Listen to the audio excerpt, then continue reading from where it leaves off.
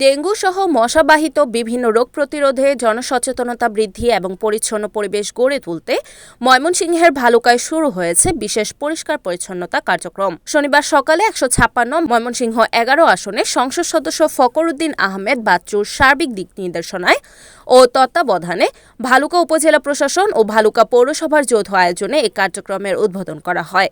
উদ্বোধনী অনুষ্ঠানে উপস্থিত ছিলেন ভালুকা উপজেলার নির্বাহী কর্মকর্তা ফিরোজ হোসেন, ময়মনসিংহ দক্ষিণ জেলা বিএনপি যুগ্ম আহ্বায়ক ও ভালুকা উপজেলা বিএনপি সিনিয়র যুগ্ম আহ্বায়ক রুহুল আমিন মাসুদ সহ বিএনপি ও এর অঙ্গ ও সহযোগী সংগঠনের বিভিন্ন পর্যায়ের নেতাকর্মীরা। এ সময় সংসদ সদস্য ফখরুদ্দিন আহমেদ বাচ্চু ভালুকাকে পরিষ্কার ও বাসযোগ্য রাখতে একটি গুরুত্বপূর্ণ ঘোষণা দেন। তিনি জানান, এখন থেকে প্রতি শনিবার ভালুকা পরিচ্ছন্নতা দিবস হিসেবে পালন করা হবে। এদিন উপজেলা ও পৌর এলাকার বিভিন্ন স্থানে সমন্বিতভাবে পরিচ্ছন্নতা কার্যক্রম পরিচালনা করা হবে, যাতে ডেঙ্গু সহ মশাবাহিত রোগের বিস্তার প্রতিরোধ করা সম্ভব হয়। স্থানীয়দের প্রত্যাশা, এই ধরনের নিয়মিত উদ্যোগের মাধ্যমে ভালুকা আরও পরিষ্কার, স্বাস্থ্যকর ও বাসযোগ্য উপজেলায় পরিণত হবে। একই সঙ্গে সম্মিলিত প্রচেষ্টায় ডেঙ্গু সহ মশাবাহিত রোগ প্রতিরোধে গড়ে উঠবে সচেতন ও দায়িত্বশীল একটি সমাজ।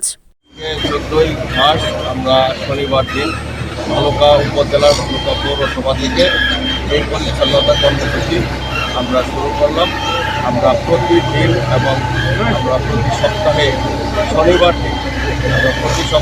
শনিবার দিন থেকে আমরা ভালুকার পরিচ্ছন্নতা দিবস হিসাবে আমরা সকল পর্যায়ে রাজনৈতিক নেতৃবৃন্দ এবং সরকারি কর্মচারীবৃন্দ আমরা এই পরিচ্ছন্নতা দিবসটি পালন করব এবং ভালুকাকে একটি সুন্দর পরিচ্ছন্ন আধুনিক শিল্পনগরী হিসাবে আমরা প্রতিষ্ঠিত করব।